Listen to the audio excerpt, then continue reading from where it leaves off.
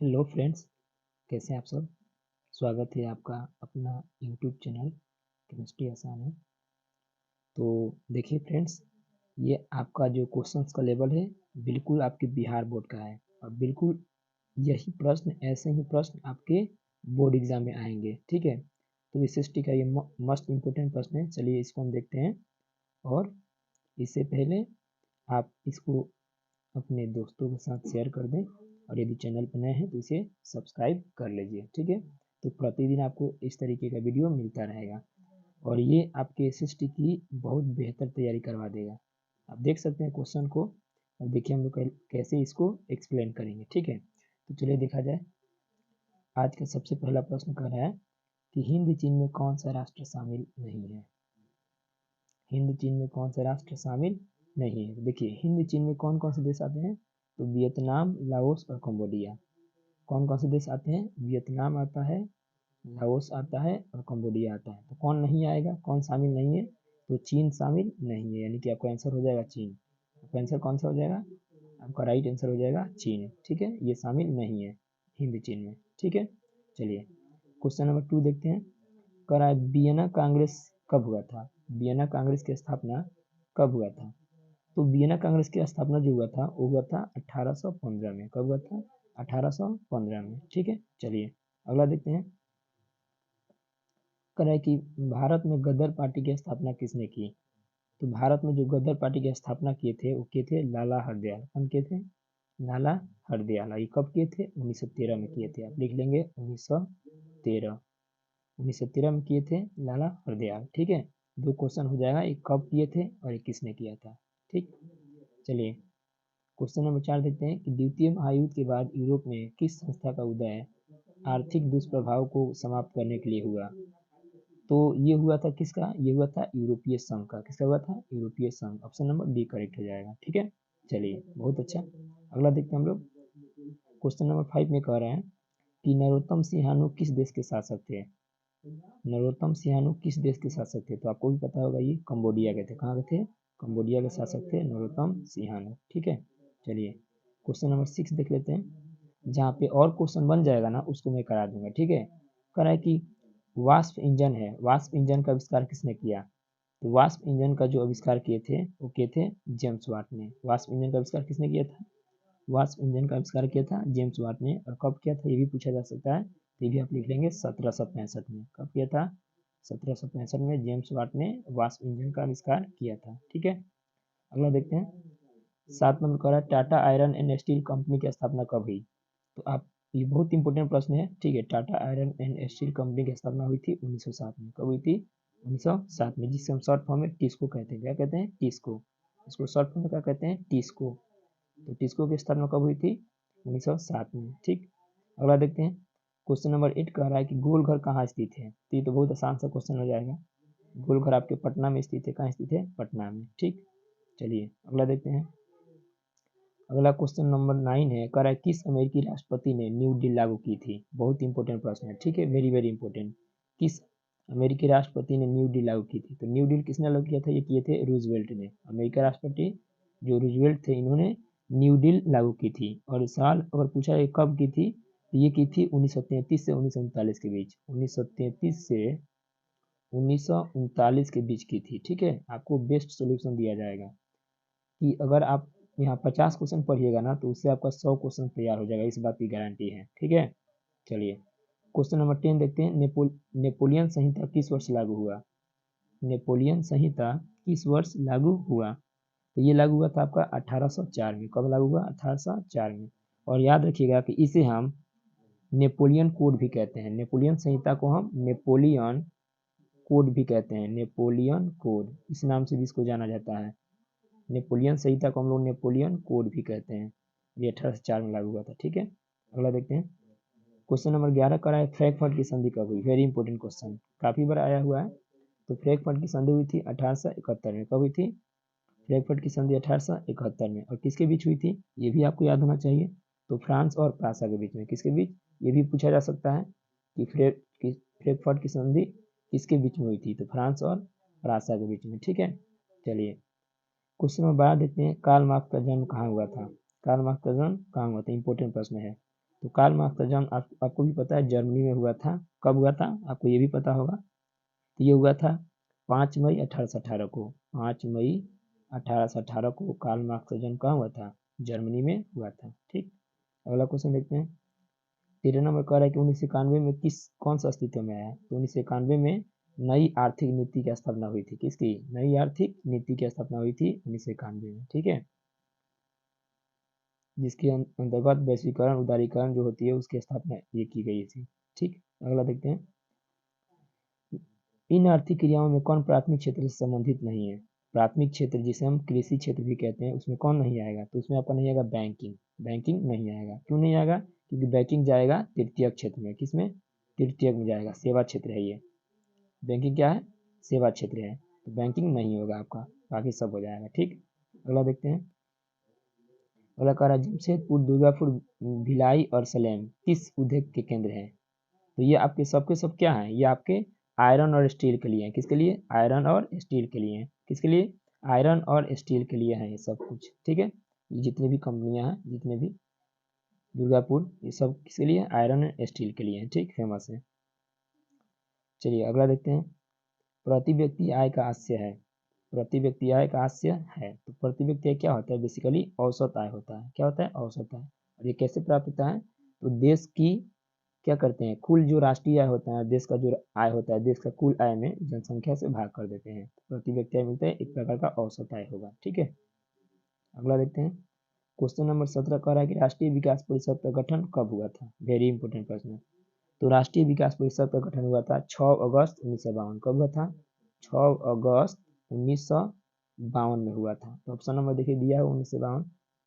और एक और बात जान लीजिए कि राष्ट्रीय विकास परिषद जो होता है, इसका जो अध्यक्ष होता है ना, राष्ट्रीय विकास परिषद का अध्यक्ष, वो होते हैं प्रधानमंत्री। कौन होता है, प्रधानमंत्री। ये भी क्वेश्चन आपसे आ सकता है कि राष्ट्रीय विकास परिषद का अध्यक्ष कौन होता है।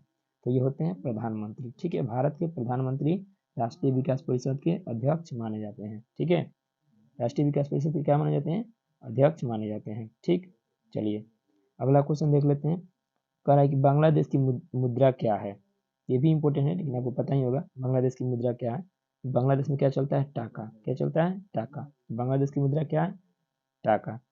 ये रुपया आपको पता है ये कहाँ का है, भारत का है, पाकिस्तान का है, नेपाल का, डॉलर, अमेरिका, सिंगापुर, ये सब आपको पता है। ठीक है, अगला देखते हैं।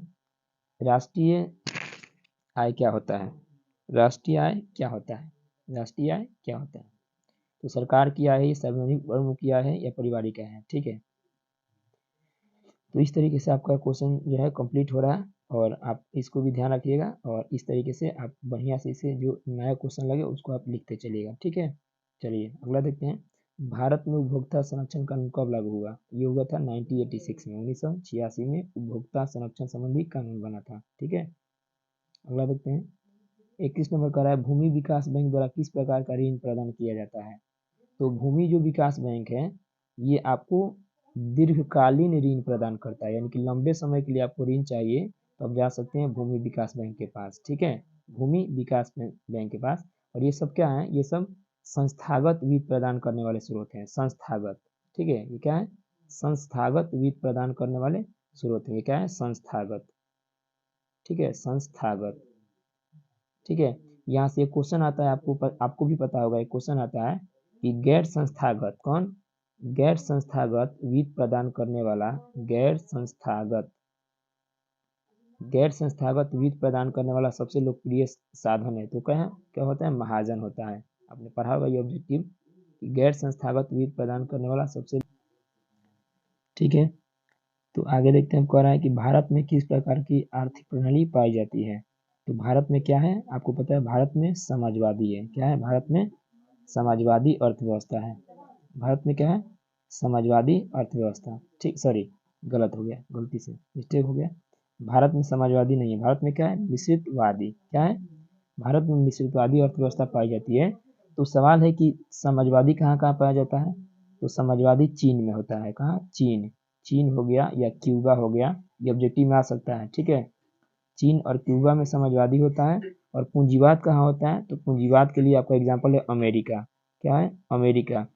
अमेरिका हो गया, ऑस्ट्रेलिया हो गया, वहाँ पे पूंजीवाद होता है, और समाजवाद चीन और क्यूबा में, और मिश्रितवाद भारत में होता है। ठीक है, चलिए अगला क्वेश्चन देखते हैं। क्वेश्चन नंबर 23 क्या कह रहा है? कह रहे नागा अर्जुन सागर परियोजना किससे संबंधित है? तो जो नागा अर्जुन सागर परियोजना है वो कृष्णा नदी से संबंधित है। किससे संबंधित है? कृष्णा नदी से। नागा अर्जुन सागर परियोजना किससे संबंधित है? तो कृष्णा नदी से संबंधित है। ठीक है, ध्यान रखोगे। और एक और चीज चाहो तो ध्यान रख सकते हैं। चलिए खैर आगे देख लेंगे उसको।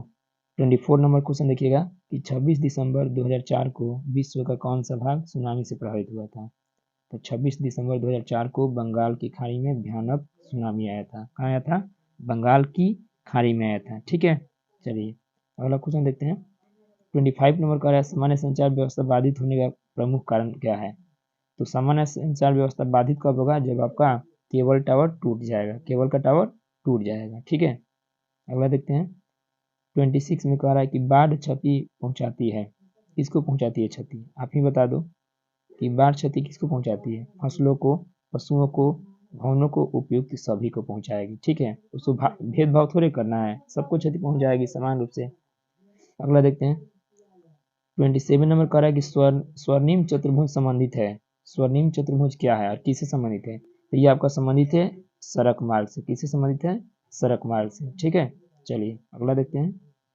बाढ़ के समय लोगों को कहाँ जाना चाहिए? तो बच्चों वाला क्वेश्चन हो गया। गांव के बाहर, खेतों में, कहीं नहीं, उच्च भूमि पर। कहाँ जाना चाहिए? उच्च भूमि पर। सिंपल सी बात है।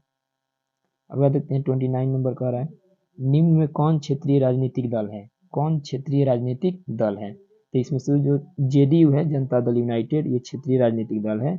बाकी ये भारतीय जनता पार्टी, भारतीय राष्ट्रीय कांग्रेस, ये सब क्या है? ये सब आपके हैं, ये सब आपके क्या है? ये सब आपके हैं राष्ट्रीय राजनीतिक दल। और क्षेत्रीय कौन होगा? तो जनता दल यूनाइटेड। ठीक है, अगला देखते हैं। 30 नंबर कह रहा है कि पंचायत के चुनाव कौन करवाता है? तो पंचायत का चुनाव चुनाव आयोग के द्वारा होता है, जो कि बेसिकली कंडक्ट कराया जाता है। और पंचायत की यदि बात करोगे, पंचायत के बारे में, तो जो पंचायत होता है वो आपके भारत में जो पंचायती राज व्यवस्था है वो है, उसका स्वरूप क्या है? त्रिस्तरीय है। क्या है? त्रिस्तरीय। ठीक है, अगर आपने नहीं पढ़ा है तो बढ़िया से इसको देखिए। त्रिस्तरीय है। कौन कौन? तो ग्राम पंचायत, पंचायत समिति और जिला परिषद। कौन कौन है? ग्राम पंचायत, लिख दे रहा हूँ यहाँ पे देखिएगा, ग्राम पंचायत, पंचायत समिति और जिला परिषद। तो पंचायती राज का स्वरूप क्या है? त्रिस्तरीय है। ठीक, अगला क्वेश्चन यहाँ से आता है कि पंचायती राज जो प्रणाली है इसकी शुरुआत कहाँ से की गई थी? तो पंचायती राज प्रणाली की जो शुरुआत की गई थी, इसको स्टार्ट किया गया था, पंचायती राज प्रणाली की शुरुआत को किया गया था राजस्थान से। कहाँ से? राजस्थान से। ठीक है, पंचायती राज प्रणाली की शुरुआत कहाँ से किया गया था? राजस्थान से किया गया था। और सबसे पहले ये कब किया गया था? तो ये किया गया था 2 अक्टूबर 1959 को। 2 अक्टूबर 1959। ठीक है ना? बेस्ट सॉल्यूशन आपको बताया था ना, एक क्वेश्चन पढ़िएगा, वहाँ 2 क्वेश्चन 3 क्वेश्चन आपको याद करवा देंगे। तो ये शुरू किया गया था राजस्थान से, और 2 अक्टूबर 1959 को शुरू किया गया था। ये क्वेश्चन भी आता है कि पंचायती राज प्रणाली की शुरुआत कब हुई? तो 2 अक्टूबर 1959 याद रखिएगा। ठीक है, इसके अतिरिक्त और क्या याद रखिएगा? इसके अतिरिक्त एक सवाल और याद रखिएगा कि पंचायती राज प्रणाली की शुरुआत किस समिति के द्वारा की गई, या किस समिति के कहने पर की गई? किसका इसमें योगदान था? तो बलवंत राय मेहता समिति। कौन सी समिति थी? बलवंत राय, बलवंत राय मेहता समिति।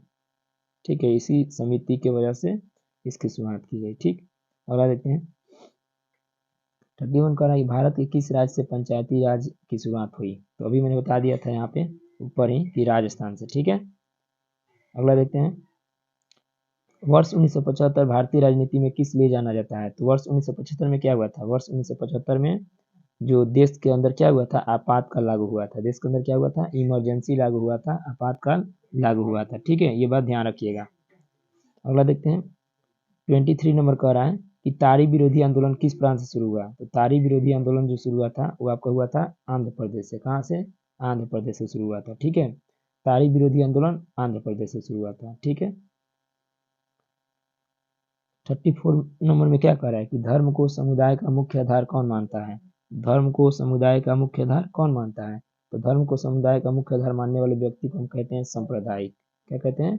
सांप्रदायिक। ठीक है, क्या कहते हैं? सांप्रदायिक। ठीक, अगला देखते हैं। 35 में कह रहा है सत्ता में हिस्सेदारी सही है क्योंकि यह विविधता को बढ़ाती है, देश की एकता को कमजोर करती है, फैसले लेने में देर करती है, विभिन्न समुदायों के बीच टकराव कम करती है। क्या करती है?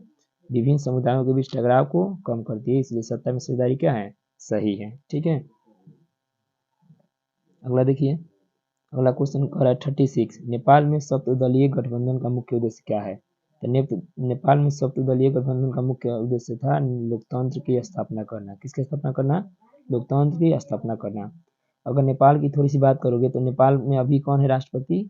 नेपाल का राष्ट्रपति अभी विद्या देवी भंडारी। कौन है? विद्या देवी भंडारी। ठीक है, और इसके जो प्रधानमंत्री नेपाल के कौन है? अगर हम नेपाल की बात करें तो नेपाल से 2 क्वेश्चन और याद रखिएगा। इसका तो आंसर हो जाएगा ऑप्शन नंबर बी। नेपाल के अभी प्रधानमंत्री कौन है? तो नेपाल के प्रधानमंत्री है शेर बहादुर देउबा। कौन है? नेपाल के पीएम है शेर बहादुर देउबा। शेर बहादुर देउबा। देउबा ये कौन है? ये नेपाल के वर्तमान में पीएम है। कौन सी है? पीएम है, प्रधानमंत्री। और नेपाल के वर्तमान में राष्ट्रपति कौन है? तो नेपाल के वर्तमान में राष्ट्रपति हैं श्रीमती विद्या देवी भंडारी। विद्या देवी भंडारी, ये क्वेश्चन भी याद रखिएगा। ठीक है, नेपाल से संबंधित है। तो 3 क्वेश्चन हो गया आपका। चलिए अगला देखते हैं। तो आपको तो पसंद आ रहा होगा वीडियो, यदि पसंद आ रहा है तो जल्दी से अभी का भी शेयर कीजिए, लाइक कीजिए और कमेंट कीजिए कि सर बहुत अच्छा था। ये जो कोई भी दिक्कत हो आप कमेंट करके बताइए और जल्दी से इसे शेयर कीजिए अपने सभी दोस्तों के पास। ठीक है, चलिए अगला क्वेश्चन देख रहे हैं। भारत के इन राज्यों में से कौन कोयले का सर्वप्रथम सबसे बड़ा उत्पादक राज्य है? तो बहुत आसान क्वेश्चन है, फेमस भी है। झारखंड है, आपको पता होगा। सबसे ज़्यादा कोयला भारत के किस राज्य में मिलता है? झारखंड में मिलता है। कहाँ? झारखंड में। और अगर चावल की बात करेगा कि चावल में कौन है नंबर 1 पे, तो मैंने लास्ट वीडियो में बताया है चावल में कौन है? पश्चिम बंगाल। कौन है? पश्चिम बंगाल। चावल में है पश्चिम बंगाल और कोयला में झारखंड है। ठीक है, चलिए अगला देखते हैं। 38 नंबर कह रहा है, आप कमेंट करके बताइए कि आपको इस तरीके का सॉल्यूशन अच्छा लग रहा है। ठीक है, नहीं तो जल्दी जल्दी वीडियो को आप करेंगे, नहीं तो और इस तरीके से डिटेल में जाएंगे तो और आपके क्वेश्चन तैयार होंगे। ठीक है, सौर ऊर्जा के उत्पादन के लिए सर्वाधिक उपयुक्त राज्य कौन है? किस राज्य में सौर ऊर्जा के लिए सर्वाधिक संभावनाएं हैं? तो वह है राजस्थान। क्या है? राजस्थान। ठीक है, क्योंकि वहाँ गर्मी ज़्यादा पड़ती है, इस वजह से सोलर जो एनर्जी है ज़्यादा उत्पन्न किया जा सकता है। ठीक है, अगला देखते हैं। 39 में करें बिहार की पहली नदी घाटी परियोजना। इंपॉर्टेंट क्वेश्चन, बिहार की पहली नदी घाटी परियोजना कौन है? तो यह आपका सोन नदी घाटी परियोजना है। बिहार की सबसे पहली नदी घाटी परियोजना कौन है? सोन नदी घाटी परियोजना। ठीक है, और सोन नदी घाटी परियोजना जो है इसकी स्थापना कब हुई थी? अगर पूछा जाए तो, हालांकि पूछा नहीं जाएगा, लेकिन 1874 में स्थापना हुई थी। सोन नदी घाटी परियोजना की स्थापना कब हुई थी? 1874 में। सबसे पहली भी है, ठीक है, और सबसे पुरानी भी। अगला देखते हैं। 14 नंबर क्वेश्चन करेंगे, सुंदरवन टाइगर रिजर्व कहाँ है? तो सिंपल सा प्रश्न, ये भी इंपॉर्टेंट है। सुंदरवन टाइगर रिजर्व कहाँ है? बहुत फेमस क्वेश्चन है। सुंदरवन टाइगर रिजर्व कहाँ है? ये आपका है पश्चिम बंगाल में। ठीक है, कहाँ पे है? पश्चिम बंगाल है। ये विश्व का सबसे बड़ा जो सॉरी ये तो डेल्टा का नाम हो गया, खैर छोड़िए। सुंदरवन टाइगर रिजर्व कहाँ है? ये आपका है पश्चिम बंगाल में। ठीक, चलिए, और सुंदरवन टाइगर रिजर्व की बात करेंगे तो ये इसकी जो स्थापना मानी जाती है 1984 में इसे टाइगर रिजर्व का मैंने दर्जा प्राप्त हुआ था। 1984 में इसे टाइगर रिजर्व का दर्जा प्राप्त हुआ था। ठीक, 41 नंबर क्वेश्चन कर रहा है कि भारत में सबसे लंबा बांध कौन है? भारत में सबसे लंबा बांध कौन है? तो भारत में जो सबसे लंबा बांध है वो है आपका हीराकुंड बांध। कौन है? हीराकुंड बांध। भारत में सबसे लंबा बांध कौन है? हीराकुंड बांध। ठीक, ये कहाँ है? उड़ीसा में है। कहाँ है? उड़ीसा में। कहाँ पे है? हीराकुंड बांध, उड़ीसा। ठीक है, और यदि आपकी इसकी बात करेंगे आप कि लेंथ कितनी है, तो लगभग 2508 किलोमीटर के आसपास है। 2508 किलोमीटर के आसपास इसका लेंथ है। किसका? हीराकुंड बांध का। ठीक, अगला देखते हैं। कौन प्राथमिक ऊर्जा का उदाहरण नहीं है? प्राथमिक ऊर्जा का उदाहरण कौन नहीं है? तो देखिए, प्राथमिक ऊर्जा का उदाहरण देखिए, कोयला, पेट्रोलियम, प्राकृतिक गैस, ये तीनों हैं। कौन नहीं है? विद्युत नहीं है, ये द्वितीयक कहते हैं। इसे क्या कहते हैं? द्वितीयक ऊर्जा कहते हैं। प्राथमिक ऊर्जा कौन कौन है? कोयला, पेट्रोलियम, प्राकृतिक गैस। ठीक, चलिए 43 नंबर क्वेश्चन देख रहे हैं हम लोग।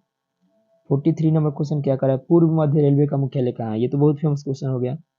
पूर्व मध्य रेलवे का जो मुख्यालय है वो आपका है कहाँ पे? हाजीपुर में। कहाँ पे है? हाजीपुर में। ठीक है, चलिए अगला देखते हैं 44 नंबर का है चावल क्या है, तो चावल आपका खरीफ फसल है। क्या है? खरीफ फसल। याद रख लीजिए, सिंपल सी चीज है। और ये रबी फसल कौन कौन है, तो रबी फसल है गेहूं, चना हो गया, मटर हो गया। गेहूं, चना, मटर ये सब क्या है? रबी फसल है। चावल क्या है? खरीफ फसल है। ठीक।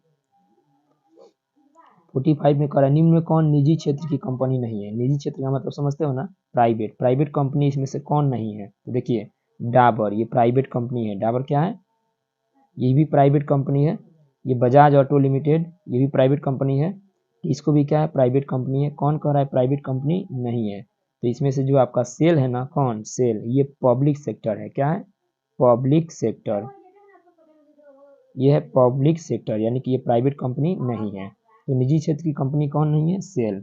सेल, ठीक है। सेल क्या है? निजी क्षेत्र की कंपनी नहीं है। ठीक है, ध्यान दीजिएगा। चलिए अगला देखते हैं 46 कह रहा है कौन खनिज कोडरामा से संबंधित है। तो जो कोडरामा है इसमें यहाँ पर बहुत अधिक मात्रा में अभ्रक का उत्पादन किया जाता है। ठीक है, किससे संबंधित है? अभ्रक से। ठीक है, अगला देखते हैं 47 नंबर क्वेश्चन क्या कर रहा है कि ऑपरेशन फ्लड का दूसरा नाम क्या है। तो ऑपरेशन जो फ्लड है वो आपका संबंधित है श्वेत क्रांति, यानी दूध की क्रांति। कौन सी क्रांति? जो दूध क्रांति होती है ना, उसी को हम श्वेत क्रांति भी कहते हैं। और उसी संबंधित क्या है? Operation flood. ठीक है, ये बात ध्यान रखिएगा। ठीक है, और ऑपरेशन फ्लड जो होता है श्वेत क्रांति है, इसे 1977 से माना जाता है। ठीक है, अगला देखते हैं 48 में कह रहा है कि लीची के उत्पादन के लिए बिहार के कौन दो जिले प्रसिद्ध है। तो ये तो बहुत सिंपल क्वेश्चन हो गया, कौन नहीं जानता है? बताओ, सभी जानते हैं कि लीची के लिए मुजफ्फरपुर बहुत फेमस है। मुजफ्फरपुर के साथ वैशाली भी है। तो लीची के उत्पादन में सबसे बढ़िया कौन है? मुजफ्फरपुर और वैशाली। ठीक है, बिहार के दो जिले प्रसिद्ध हैं बहुत। 49 में क्या कर रहा है? आय तथा उपभोग का अंतर। ये तो परिभाषा हो गया, आय तथा उपभोग का अंतर बचत कहलाता है। क्या कहलाता है? बचत। आय तथा उपभोग का अंतर क्या कहलाता है? बचत कहलाता है। ठीक है, 50 नंबर क्वेश्चन देख रहे हैं, इनमें कौन व्यापारिक बैंक, कौन व्यापारिक बैंक की जमा का प्रकार नहीं है। यहाँ पे व्यापारिक बैंक नहीं होगा। देखिए फ्रेंड्स, ये गलती मिस्टेक हो गया है इसको लिखने में। यहाँ व्यापारिक बैंक नहीं होगा, इसे कहेंगे व्यावसायिक बैंक। क्या कहेंगे? व्यावसायिक बैंक, जिसको हम कहते हैं इंग्लिश में कमर्शियल बैंक। ठीक है, तो कह रहा है इनमें से कौन कमर्शियल बैंक की जो व्यावसायिक बैंक है वो जमा नहीं करता है, कौन सा राशि है। तो व्यावसायिक बैंक 4 प्रकार की जमा राशि को करता है। कितने प्रकार की? 4 प्रकार की। ठीक है, चालू जमा, आवर्ती जमा, अस्थायी जमा, और एक होता है संचयी जमा। कौन जमा? संचयी जमा। ये भी क्वेश्चन आपसे पूछा जा सकता है कि व्यावसायिक बैंक कितने प्रकार की जमा राशि को स्वीकार करता है, तो क्या कहिएगा? 4 प्रकार की। तो यहाँ पे कह रहा है कि व्यावसायिक बैंक कौन जमा राशि स्वीकार नहीं करता है, तो यह अधिवर्ष होगा। ऑप्शन क्या होगा आपका? करेक्ट आंसर अधिवर्ष। ठीक है, ये नहीं करेगा, नहीं पूछ रहा है ना। नहीं, कौन कौन करता है? 4 प्रकार का, अस्थायी जमा, चालू जमा, आवर्ती जमा, एक संचयी जमा। ठीक है, तो उम्मीद है आपको बहुत अच्छा लगा होगा वीडियो। तो जल्दी से इसको शेयर एक बार फिर से कर दीजिए, जितने लोग बचे हुए हैं सभी अपने 10th के दोस्तों के पास जो भी हैं संपर्क में आपके। और क्या कीजिए, इसके बाद नए हैं तो चैनल को सब्सक्राइब कर लीजिए, और प्रतिदिन आपको इस तरीके का वीडियो मिलता रहेगा। और कमेंट करके बताइए ज़रा वीडियो कैसा लगा। ठीक है, मिलेंगे फिर नेक्स्ट क्लास में, तब तक के लिए bye and thanks for watching.